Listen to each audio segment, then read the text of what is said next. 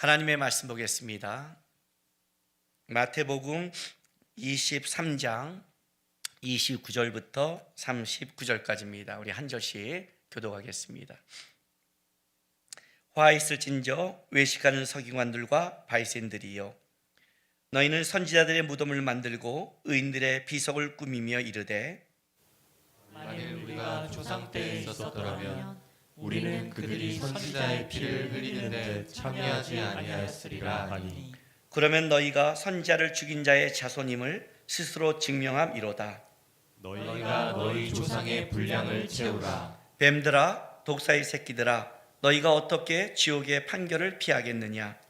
그러므로 내가 너희에게 선지자들과 지혜 있는 자들과 서기관들을 보내매 너희가 그 중에서 덜어는 죽이거나 십자가에 못 박고 그 중에서 덜어는 너희 회당에서 채찍질하고 이 동네에서 저 동네로 따라다니며 박해하리라. 그러므로 의인 아벨의 피로부터 성전과 제단 사이에서 너희가 죽은 바갈의 아들 사갈의 피까지 땅 위에서 흘린 의로운 피가 다 너희에게 돌아가리라. 내가 진실로 너희에게 이르노니 이것이 다 이 세대에 돌아가리라. 예루살렘아, 예루살렘아, 선지자들을 죽이고 내게 파송된 자들을 돌로 치는 자여, 암탉이 그 새끼를 날개 아래 모음같이 내가 내 자녀를 모으려고 한 일이 몇 번이더냐? 그러나 너희가 원하지 아니하였도다.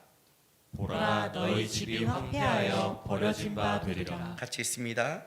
내가 너희에게 이르노니 이제부터 너희는 찬송하리로다. 주의 이름으로 오시는 이여 할 때까지 나를 보지 못하리라 하시니라. 아멘. 우리는 마태복음 23장에 예수님께서 말한 7가지의 이제 화 있을진저에 대해서 계속 말씀을 보고 있습니다. 오늘 7번째 이제 마지막 화 있을진저인데, 이제 7번째를 우리가 이야기하기 전에 앞에 6번째 쭉 그 내용을 보면, 가장 예수님께서 그 화 있을진저라고 얘기했을 때 그 내용이 어떤 윤리도덕으로 우리가 생각하기에 이거는 큰 죄, 작은 죄 이런 걸 나눈 것보다 이 화 있을진저의 가장 갖고 있는 중요한 포인트는 바로 자기 자신을 넘어선 다른 사람에게 미치는 그 영향력에 대해서 얘기하고 있는 겁니다. 우리가 지난주에도 봤듯이 마태복음 23장 16절에 보면 화 있을진저 눈먼 인도자여 라고 말합니다. 그 앞에도 너희는 뭐예요? 너도 못 들어가고 남도 못 들게 하고 열심히 다니면서 바다와 육지를 두루다니면서 생기면 배나 더 지옥 자식이 되게 하는, 그러니까 여기서의 그 죄가 단순하게 내가 짓는 걸 넘어서서 그 죄가 다른 사람에게, 영혼에게 미치는 것을 굉장히 중요하게 잡고 있습니다. 그래서 뭐라고 말하냐면 눈먼 인도자라가 중요한 겁니다. 왜냐하면 그 눈먼 자가 인도할 수는 없는 거잖아요. 눈을 멀었다는 것은 앞을 보지 못한다는 뜻이니까 모든 사람들은 앞을 못 보잖아요. 육체의 눈을 말하는 게 아니라 5분 후, 10분 후 앞으로의 세계를 볼 수 있는 사람은 아무도 없잖아요. 그러니까 사람 중에 앞의 일을 모르는데 어떻게 인도에 가겠어요? 이게 눈이 먼 거거든요. 우리는 인도자가 아니죠. 우리는 안내자죠. 인도자, 진짜 우리란 지도자를 우리는 어떻게 해요? 이분이 지도자야. 모세가 내가 너를 끌어가는 게 아니라 하나님이 너를 끌어가셔. 우리는 불기둥을 따라가면 돼. 우리는 구름기둥을 따라가면 돼. 그게 인도하심이라고 말하는. 그래서 구름기둥이 쓰면 모세도 쓰고 구름기둥이 뜨면 따라가는. 모세는 자기가 인도자가 아니라 진짜 인도자인 주님 앞에 사람들을 어떻게 돼요?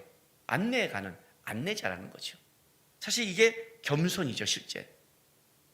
문제는 내가 인도자라고 하는 순간 어떤 일이 벌어져요?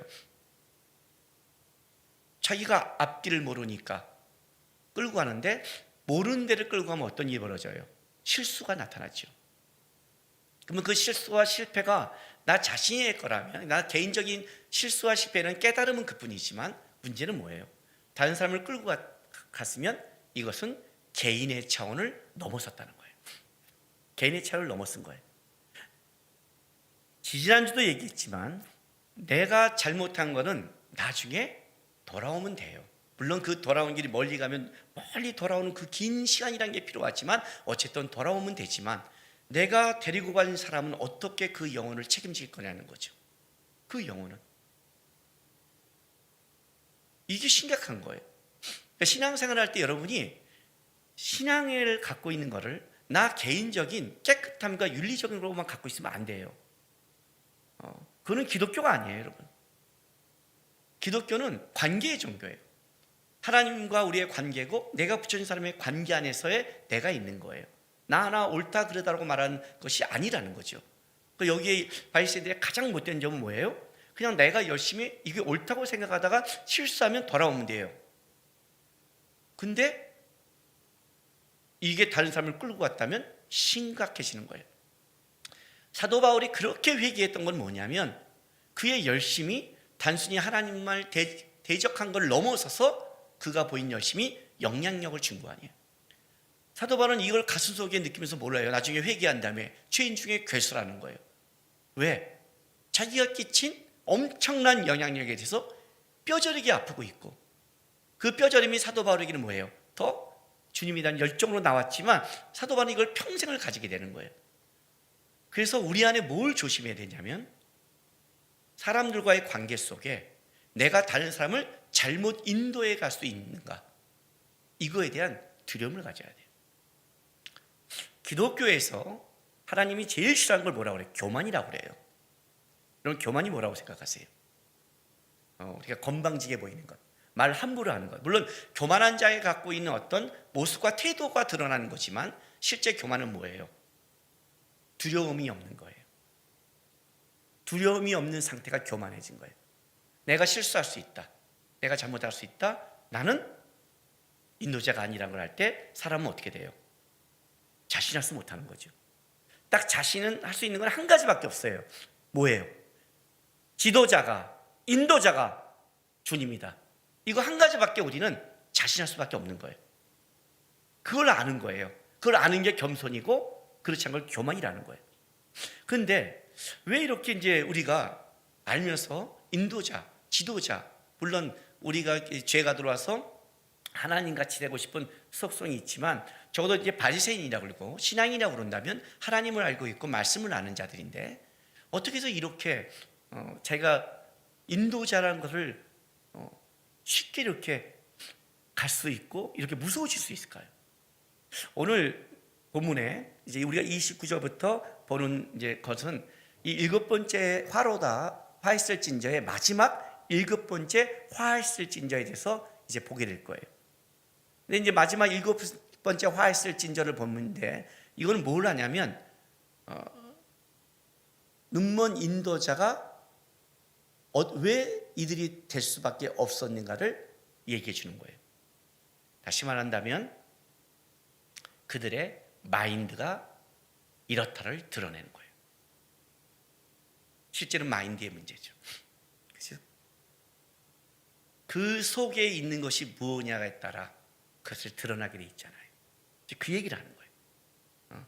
그들은 왜 자기도 천국에 못 들어가고 남도 맞고 왜 그들은 그 열정을 갖고 바다와 육지를 두루다니면서 그렇게 얻어온 것은 진짜 열정이 있는 사람인데 어떻게 배나 더 지옥 자식이 되게 만들고 그들은 왜 눈먼 인도자가 돼서 이렇게 화했을진저 자기도 망치면서 남을 망치는 대명사가 됐을까? 왜 예수님을 하나님을 이렇게 분노하게 했을까? 그들에게는 이런 마인드가 있다는 거예요. 보세요. 23장 29절 7번째 화했을진저인데 화했을진저 외식하는 서기관들과 바리새인들이여 너희는 선지자들의 무덤을 만들고 의인들의 비석을 꾸미며 이르되 만일 우리가 조상 때에 있었더라면 우리는 그들이 선지자의 피를 흘리는데 참여하지 아니하였으리라 하니 그러면 너희가 선지자를 죽인 자의 자손임을 스스로 증명함이로다 너희가 너희 조상의 분량을 채우라. 이제 예수님께서 이제 이렇게 이들을 설명한 거죠. 예? 그러면 이제 하나씩 볼게요. 이들이 일단 29절에 보면 너희는 선지자들의 무덤을 만들고 의인들의 비석을 꾸미며 이르되 라고 말했어요. 그러니까 예수님 당시에 이들이 뭘 했어요? 선지자들의 무덤을 새로 단장시켜 준 거예요. 우리 표현으로 할까요? 그 비석을 새로 꾸며요. 우리 한국적으로 표현할까요? 양화진에 가서 양화진에 있는 무덤들을 어떻게 해요? 새로 꾸며주는 거예요. 이들이 진짜 한국을 위해 살아갔던 믿음의 의로운 사람이란 걸 아주 무덤을 예쁘게 더 단장해주고 비석도 세워주고 만약 체도한다면 이 사람이 어디서 온 것을 찾아서 이 사람은 어디에서 온 누구의 이런 거를 만들어주는 거예요. 자기의 재산을 들여서. 여러분 만약에 어느 큰 교회나 또 어떤 재정이 많은 사람이 내가 양화진에 내 재산을 헌금해서 양화진을 좀 더 아름답게 꾸미고 공원을 만들어서 많은 우리 기독교인들이 와서 거기 와서 뭐예요? 그걸 보면서 쉬기도 하면서 보면서 우리의 이 땅을 위해 살아갔던 믿음의 선진들에 대해서 묵상하게 만들자 그러면 우리가 그 사람을 욕을 하겠어요? 아니면 칭찬하겠어요? 칭찬하겠다는 거죠. 실제 예수님 장차 이걸 했다는 거예요. 이들이 왜? 그 조상들이 핍박했던 그 선지자들이 뭐예요? 진짜 핍박당했구나. 이들은 참 의로운 자였구나. 우리는 인정한다. 그래서 우리는 이 선지자들의 무덤을 꾸며주고 비석을 새로 꾸밈으로 단장함으로 그들이 이 땅에서 이스라엘 위해 살아간 것들이 참으로 올바르다고 증명한 거예요. 그게 나쁠까요? 문제는 이제 그 다음에 그들이 한 말이에요. 자, 하면서 30절에 그들이 이렇게 말을 했어요. 만일 우리가 조상 때에 있었더라면 우리는 그들이 선지자의 피를 흘리는데 참여하지 아니하였으라 하니, 이렇게 말하는 거예요. 그걸 꾸미면서 이렇게 말하는 거죠. 선지자들을 해주면서 왜 이런 의로운 선지자들 우리 조상들은 핍박했을까? 왜 이런 의인들을 그렇게 대항했을까? 이런 진짜 의인이요 선지자인데 우리 조상들이 실수한 거예요. 그래서 우리는 새로 무덤을 꾸며줘. 겉보기에 사람들이 어떻게 보는 거예요? 아, 진짜 저들은 선지자들을 인정하는 사람이라는 걸 딱 드러내요. 그거 너무 안타깝고 이렇게 말을 해요. 그런데 만일 우리가 그때 있었더라면 선지자 우리는 핍박하지 않았을 텐데, 이 얘기를 하는 거예요. 예수님이 이들의 이 마인드를 딱 듣고 뭐라고 말씀하시냐면, 자, 31절 32절에 이렇게 말해요. 자, 그러면 너희가 선지자를 죽인 자의 자손임을 스스로 증명함이로다. 너희가 너희 조상들의 분량을 채우라, 이렇게 말했어요. 자, 너희가 너희 조상들의 분량을 채우라. 요거를 다르게 제가 설명해 드릴게요. 조상들의 분량이 뭔지. 너희 조상들의 불신앙과 죄악을 물려받았으니까, 너희가 물려받았으니까 결국 조상들의 죄악의 분량을 마저 채워라, 이런 뜻이에요. 이게 무슨 말이냐면 이런 말이에요. 31절이 이게 좀 해결이 되면 이해가 좀 쉬울 거예요. 자, 그러면 너희가 선지자를 죽인 자의 자손임을 스스로 증명함이라. 보세요. 우리 조상들이, 너희가 분명히 이렇게 말했어요. 우리 조상들이 왜 의로운 선지자를 핍박했을까? 우리는 무덤을 꾸며줘요. 의롭다는 걸 인정해줬어요. 그리고 우리가 조상 때 있었으면 하지 않았을 텐데 이렇게 말을 하는데 주님이 이렇게 말하는 거예요. 그래? 그럼 니네가 한 가지 분명한 건 이걸 인정한 거네? 어떤 거예요? 너희 조상들이 죄를 지었음을, 너희 조상들이 선지자를 핍박했음을, 의인들을 핍박했음을, 선지자와 의인을 핍박했다는 것은 하나님 앞에 대적했다는 걸 너희가 인정한 거다. 인정한 거다. 인정하면 어떻게 해야 돼요, 여러분? 자, 우리 조상이 친일파를 했어요. 우리 조상이 그 독립군들을 죽이고 부를 착취했어요. 나중에 와서 이렇게 말하는 거예요. 독립군들의 무덤을 헤어지고 유공자들의 그걸 해주면서 인정해줘요. 그게 회개라면 어떻게 해야 돼요, 여러분? 우리 내 조상이 잘못했다고 말하면 어떻게 해야 돼요? 아, 내가 그때 살았으면 저는 그렇게 안 했을 텐데, 그리고 끝나요?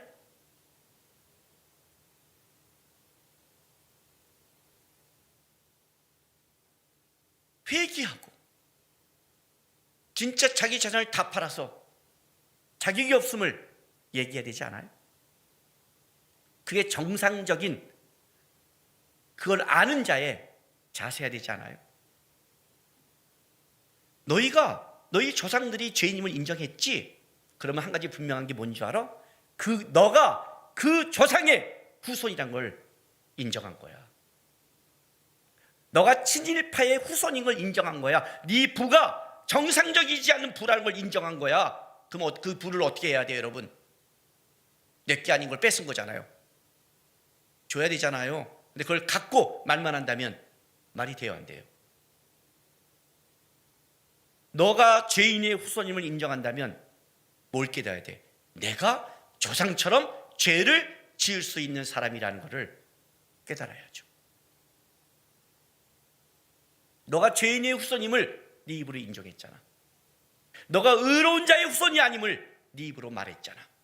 너가 죄인의 후손이라면 너도 죄인의 후손이니 죄를 당연히 지을 수 있는 두려움을 가져야 될 거 아니야. 당연히 두려움을 가져야 되잖아. 그런데 너는 어떻게 돼요? 두려움이 없어요.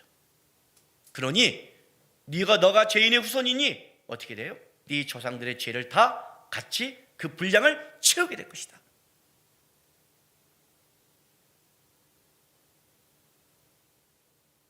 신앙생활에 있어서 교만이 들어오면 어떤 일이 벌어지는지 아세요?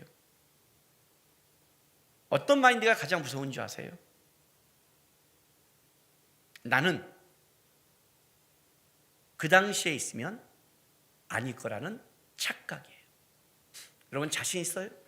여러분이 예수님 당시에 살아갈 때 여러분이 그 당시에 있었다면 여러분은 예수님을 알아보고 순복하고 따라갈 자신 있어요? 내가 바리새인이 되고 내가 사두개인이 되고 내가 예수님을 핍박할 수 있는 사람이 된다는, 그럴 수 있다는 두려움이 없으세요? 저는 자신 없어요. 저는 이 시대 하나님의 은혜를 입은 게 너무 감사해요. 진짜 그 안목이 우리에게 있을 자신이 있나요? 바리새인의 가장 잘못된 마인드가 뭔지 아세요, 여러분? 자신은 아닐 거라는 착각을 하고 있는 거예요. 이게 교만이에요. 이 착각이 들어오면 어떤 이론이야? 자기도 모르게 당당해지기 시작한 거예요. 당당하잖아요. 자기는 아니라고 생각하니까. 죄는 저 사람이 짓는 거니까. 그죠? 죄는 저 사람이 짓는 거니까. 우리가 언제 두려워요? 언제 우리가 당당하지 못해요? 그래서요, 사람이 언제 겸손해지냐면, 겸손해지는데 두 가지가 있는데 그 중에 한 가지가 뭐냐면 쪼다짓을 할 때 돼요. 무슨 말이냐면 내가 어떤 큰 실수를 하잖아요. 근데 그걸 누가 실수를 하면 걔한테 돈을 못 던져요. 왜? 내가 해봤기 때문에. 해봤기 때문에 못하는 거예요. 어떻게 사람이 저럴 수 있어 그래요. 근데 그때 옆에서 그래요. 아유 그럴 수 있어. 왜? 이거 어떻게 알아? 아이 그럴 수 있는 거지, 사람인데. 말을 못하죠. 그죠? 나도 했어는 말 못하지만 보통 그럴 수 있어는 그 비슷한 걸 다 한번 겪어본 사람들이에요. 다. 아니면 옆에서 자기 가까운 사람이 뼈저리게 그걸 느낀 걸 봤거나 그럴 경우에 이런 얘기를 하는 거예요. 신앙은 두려움에서 시작을 해야 돼요. 여러분 기독교는 절망의 종교라고 했어요. 기독교의 시작은 절망에서 시작해요. 인간의 모든 것을 절망시켜요. 그래서 기독교는 절망에서 시작해서 그 절망을 해결하기 위한 예수를 바라보고 십자가를 바라보고 그걸 쫓는 게 기독교예요. 기독교가 절망에서 시작한다면 신앙은 어디서 시작한 줄 아세요? 두려움에서 시작을 해요. 어떤 두려움? 주님이 아니면 나는 안 된다는 두려움. 내 안에서 의가 없다는 두려움. 나도 언제든지 실족할 수 있다는 두려움. 그래서 어떤 자가 넘어지느냐? 섰다는 자가 넘어져요. 넘어질 수 있다는 두려움을 가진 자는 죄를 함부로 팍팍 못해요. 이 두려움에서 시작하는 거예요. 신앙은 두려움, 이 두려움이 뭘로 바뀌느냐? 여호와를 향한 경외감으로 바뀌어요. 그러니까 하나님을 경외한다는 말과 두려움은 같은 말이에요. 내 안에 죄를 두려워하니까 하나님을 경외하는 거예요. 죄가 두려워하지 않으면 하나님을 경외하지 않게 돼 있는 거예요.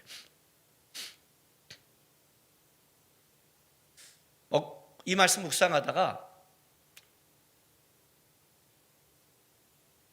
엊그저께 잠을 자는데 잠깐 그 순간 살짝 잠을 깰 때가 있잖아요. 잠을 깨는데 하나님이 어떤 생각을 저에게 탁 주셨어요. 근데 그 생각이 들어오는 순간 내가 여기가 심장이 덜컥 내려앉았어요. 덜컥 내려앉으면서 순간 그 짧은 시간에 하나님 감사합니다 라고 기도했어요. 그 생각이 뭔지 아세요? 제 과거에 있었던 일을 생각하셨어요. 저는요 살아가면서 운전하거나 아이들 키울 때 제 안에 두려움이 있어요. 여러분 우리 교인들 알죠? 우리 아이들 주방에 절대 못 가는 거. 우리 교회 밥알 주방 할 때 어떻게 돼요? 주방에 한번 들어가면 제가 화를 내죠. 왜? 뜨거운 물이 왔다 갔다 하는데 거기에가 잘못하면 튈 수 있으니까. 우리 교회 국밥을 안 하잖아요. 왜 국밥을 안 했어요? 덮밥은 해도 그걸 운반하다가 엎을 수 있어서. 왜 그런 줄 아세요? 저는 어렸을 때 아이가 기는 걸 봤거든요. 그 또한 저도 중3 때 어떤 일이 있었냐면 우리 때 중3 때는 그 연탄 보일러 같은데 연탄에다가 이렇게 물을 이렇게 끓였죠. 부엌에서. 그리고 아침에 씻고 나갔단 말이에요. 그러면 이제 물을 이렇게 옮겨서 내려놓고 씻는데 중3 때 학교 가려고 물을 이렇게 내리다가 목욕탕에서 이 이만한 솥단지 뜨거운 물을 갖고 내가 미끄러져 버렸어요. 확 미끄러진 거예요. 미끄러지면서 놀래갖고 여기서 이걸 밀어버렸어요. 그냥 그게 확 떨어졌는데 허벅지 밑으로 뜨거운 물이 떨어졌는데 순간 뜨거워서 벗고 찬물로 막 했어요. 저는 뜨거운 물을 옮길 때마다 그때가 기억이 나요. 저는요 하나님의 은혜로 그것이 갔지만 뜨거운 물을 피했다고 생각 안 해요. 저는 덮어 썼다고 생각을 해요. 그 두려움이 있어요. 한 번이면 되는 거예요. 나는 괜찮을 거라는 착각이 또 실수를 만들어내니까. 우리 하람이와 하준이 어렸을 때 데리고 가다가 차에서 내릴 때 문을 내리고 문을 확 닫았는데 하준이가 아빠가 손을 내는데 문을 꽝 닫는 순간에 여기서 입구에서 손이 딱 다쳤어요. 걔가 아직 5살이고 손이 짧아서 여기 온 거예요. 만약에 왔다면 걔 손이 잘라졌을 거예요. 저는 차문을 닫을 때마다 그때의 기억을 항상 해요. 문을 닫을 때 사람이 있나 봐요. 잠깐 잠에서 깼을 때 하나님이 나에게 보여준 게 이런 것들이에요. 저는 뭘 던지는 걸 두려워해요. 왜 그런 줄 아세요? 고등학교 때 하고 있는 책상에서 뭐 하고 있는 내 친구가 제 뒤통수를 툭 치고 왔어요. 뭐하냐 하면서 툭 쳤어요. 근데 이 조그만 사람은 여기 치면 열이 확 돌거든요. 또 고등학교 2학년 때니까 저도 이게 막 막 살기 싫을 때고 막 혈기가 막 끓어올 때였잖아요. 그래서 저는 어떤 게 있냐, 키 큰 애들이 힘으로 갑질하는 거에 대한 이 나름대로의 이 분노가 있었거든요. 이 등치 큰 애들은 이렇게 함부로 하잖아요.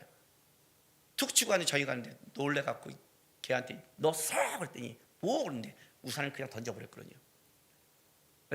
저는 걔한테 던진 게 아니라 옆으로 던졌는데 그게 제가 정확히 못 던진 거지, 그죠? 슉 하더니 걔가 뭐 하는데 이 우산이 입으로 들어가 버렸어요. 제가 이걸 딱 잡고 넘어진 거예요. 만약 그걸 조금만 늦었으면 걔 목구멍을 찔렀을 거예요.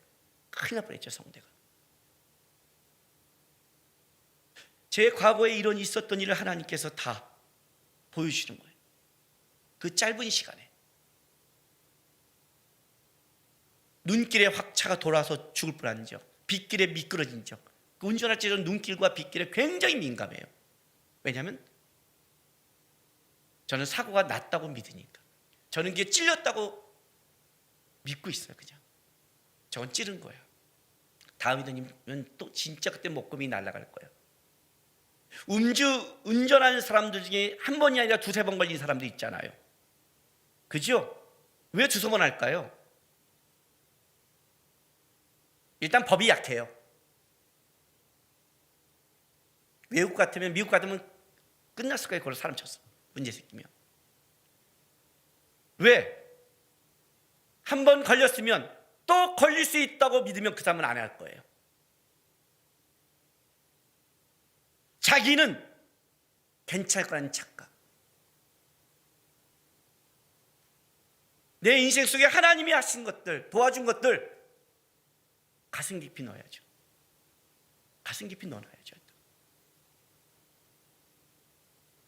우리는 실수할 수 있으니까. 아니, 실수하는 게 우리니까.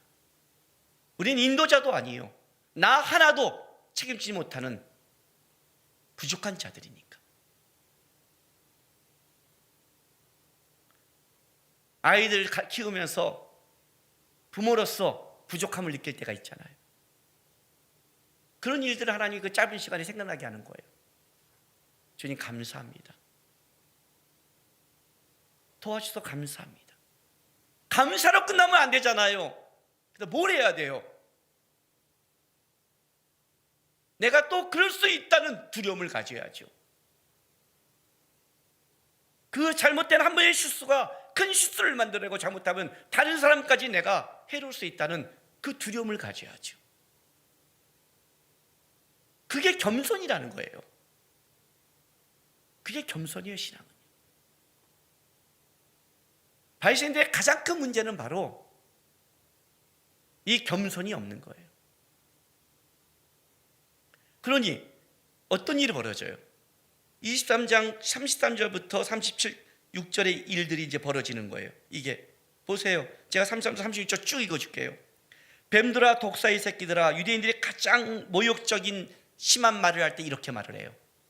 뱀은 사탄의 상징이잖아요. 독사의 새끼들아, 그죠? 유대인들에게 이런 말을 했다는 게, 하나님의 선밀한 사람들에게 이 말을 했다는 것은 이건 가장 모욕적이죠. 목사한테 마귀 새끼야 이런 같은 거니까 모욕적인 말이에요.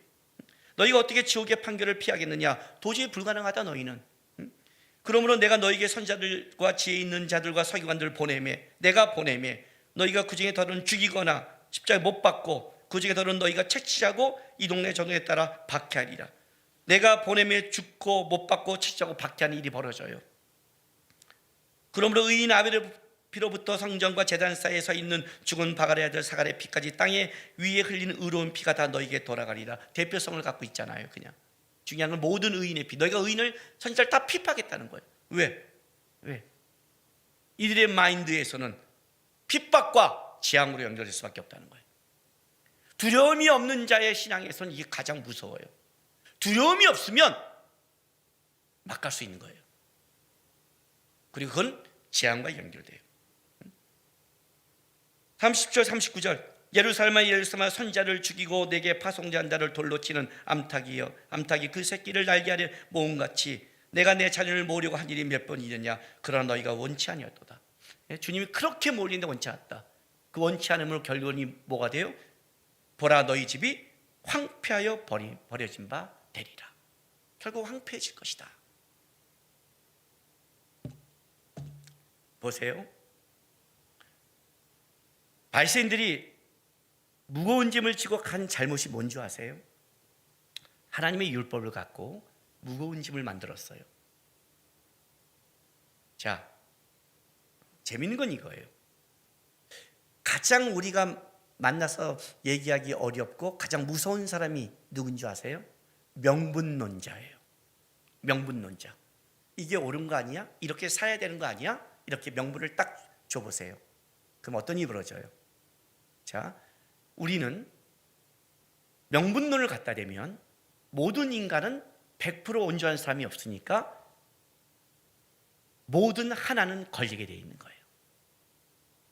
모든 하나는 걸리게 되어 있어요. 그러니 그 하나가 그 사람이 흠집이래요. 봐, 저렇잖아. 목사님 저렇잖아. 교회가 저렇잖아.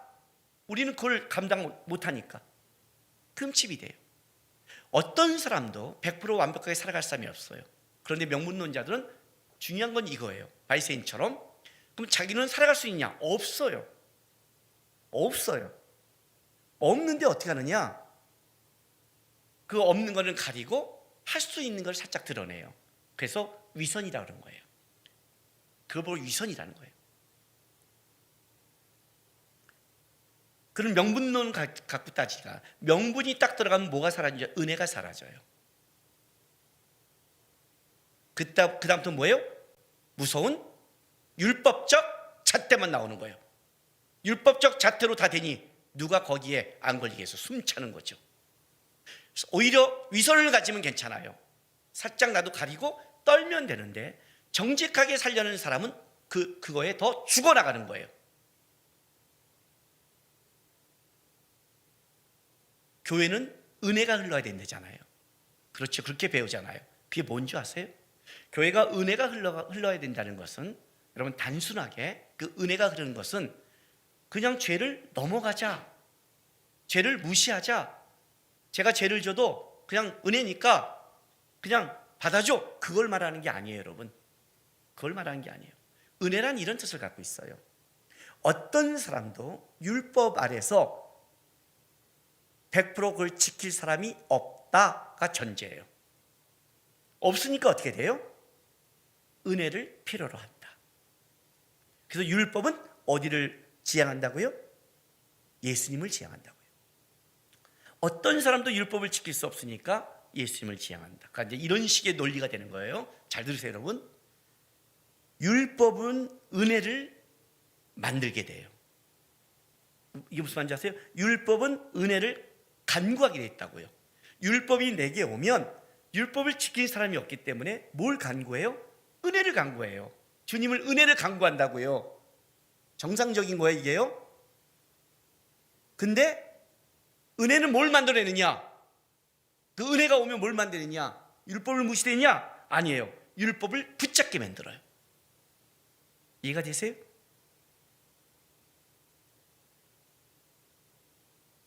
진정한 율법을 보는 자는, 진짜가 하나님 앞에서의 그거를 바라보는 자는 다른 사람을 보기 전에 율법 아래 자기가 온전치 못함을 깨닫게 해서 하나님의 은혜를 간구하게 되고, 그 하나님의 은혜를 입은 사람들은 내가 또 죄를 지는 두려움 때문에 다시 율법을 바라보면서 붙잡게 되는 게 신앙의 방향성이라는 거예요. 우리 식으로 다시 말한다면, 내가 부족함을 느낀 자는 하나님과 예배와 말씀을 보게 돼 있어요. 왜? 이거 아니면 내가 살 수 없으니까.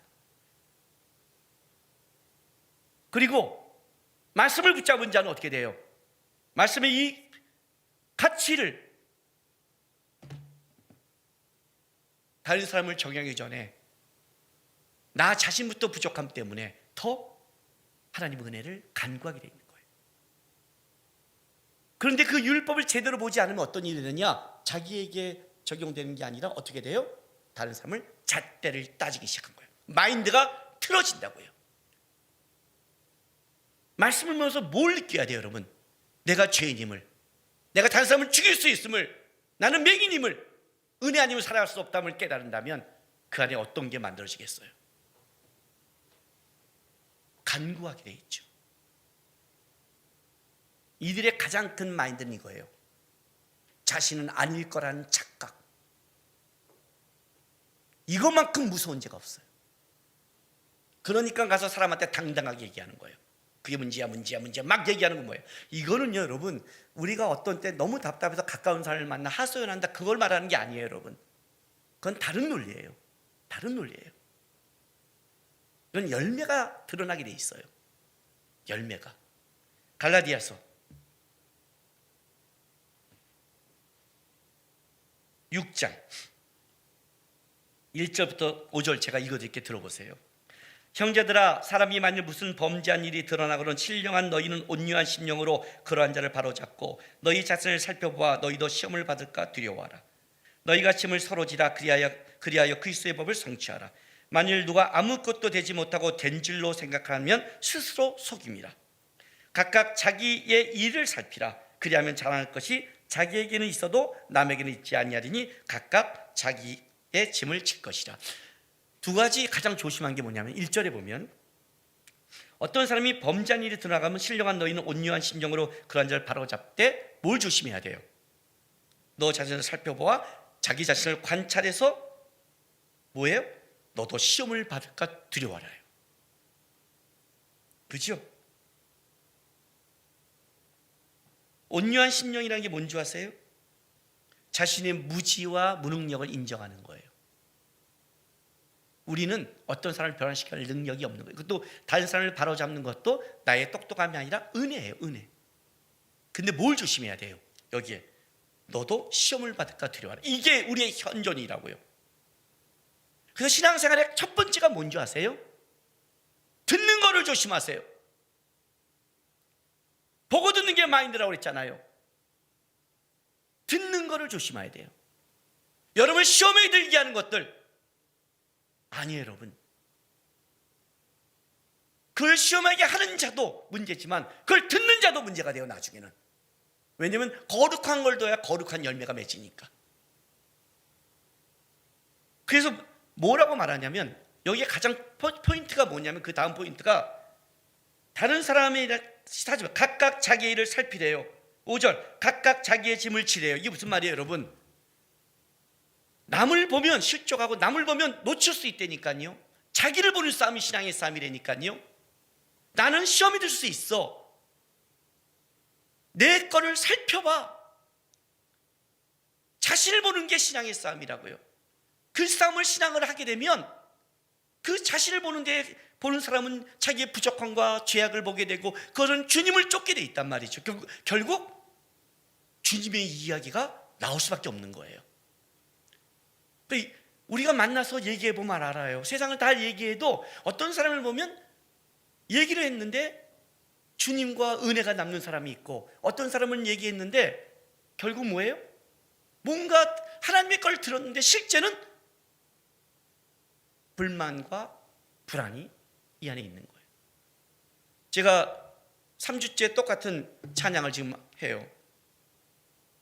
오늘 2주 했는데 오늘도 할 거예요. 너 시험을 당해 죄에 짓지 말고 너 용기를 다해 물리쳐라. 이해가 되세요? 우리는 죄 질 수 있는 사람이에요. 인정해야 돼요. 내 친구를 삼가 잘 선택하고 그래야 되는 거예요. 어떤 말을 하는가가 굉장히 중요하거든요. 이 안에서 맺는 게. 언행을 삼가 늘 조심하라. 왜? 내 말이 사람을 죽일 수 있다. 예. 잘 이긴 자는 상 받으니 낙심치 말고, 낙심치가 말고 뭐예요? 예? 로마서 13장 12장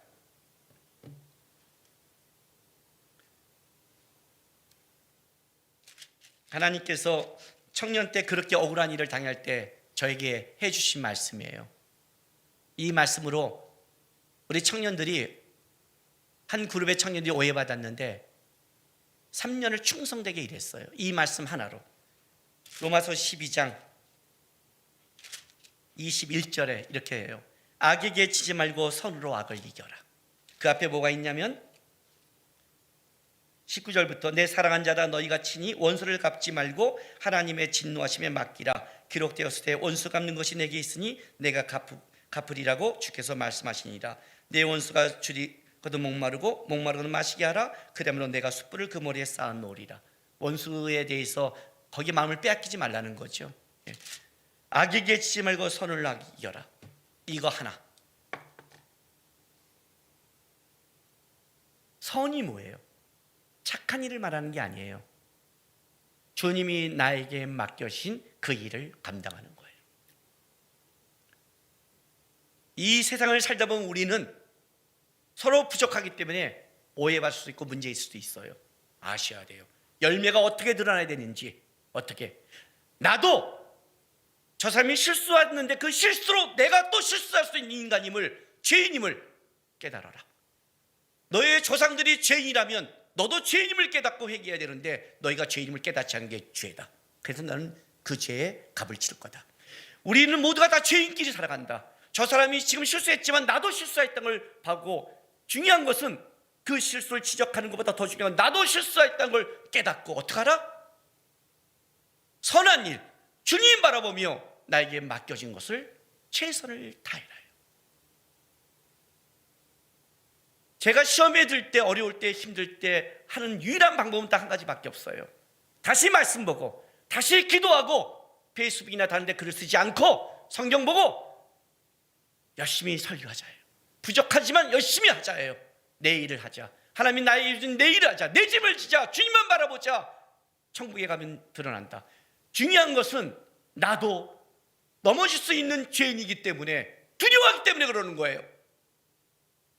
지금 내가 옳다는 게 옳은지도 모르는 인간이기 때문에 그러는 거예요. 그 싸움을 하라고요, 여러분. 그 싸움을. 나는 아닐 거라는 착각이 죄를 만들어내요. 나도 넘어지고, 나도 무너지고, 나도 죄를 질 수 있고, 나도 우리 조상들의, 우리 주변의 친구들처럼 언제든지 주님을 반역할 수 있는 죄인이라는 걸, 이 두려움을 갖는다면 그 사람은 그 두려움이 주님을 더 쫓을 것이고 주님을 바라보게 될 것이에요. 고난과 바일수록 굉장히 현재 어려운 무너지는 상황을 살아가요. 여러분, 우리는 악한 죄인이에요. 주를 붙잡지 않으면 우리는 악한 행동을 할 수 있는 자임을 기억하면서, 아, 코로나 바이러스에 우리가 이렇게 무너지는구나, 이렇게 답답해하는구나. 맨날 우리 믿음의 선조들이 카타콤에서 그렇게 순교했는데 말을 하면서 우리는 카타콤이 아니라 이렇게 그래도 부유하고 이런데 요 정도에도 우리는 답답하게 하구나. 진짜 마지막 때가 오면 나는 이길 수 없는 신앙인을 좀 점검하고 두려워하고, 주님 도와주십시오. 진짜 우리 지도자 되신 주님 도와주십시오. 제가 주님 바라보면서 선한 일에 열심히 애를 쓰겠습니다. 그렇게 이 12월을 더 주님 바라보는 달려가는 시간이 되길 주님의 이름으로 부탁드립니다. 기도하겠습니다. 하나님, 저 악합니다. 악하지 않은 것은 내가 선해서가 아니라 하나님 아직 그런 악함까지 환경을 끌어가지 않았기 때문에 제가 모르는 겁니다. 두려워하게 도와주십시오. 나쁜 행동, 나쁜 말, 나쁜 것에 제가 물들 수 있는 죄인임을 좀 기억하고, 눈과 귀가 더 하나님 바라보고 하나님 쫓아가는, 하나님 옆에 나의 삶을 돌아보는 12월이 될 수 있도록 인도해 달라고 우리 시간 다 같이 기도하며 결단하며 나가겠습니다. 기도하겠습니다. 거룩하신 아버지 하나님 감사합니다.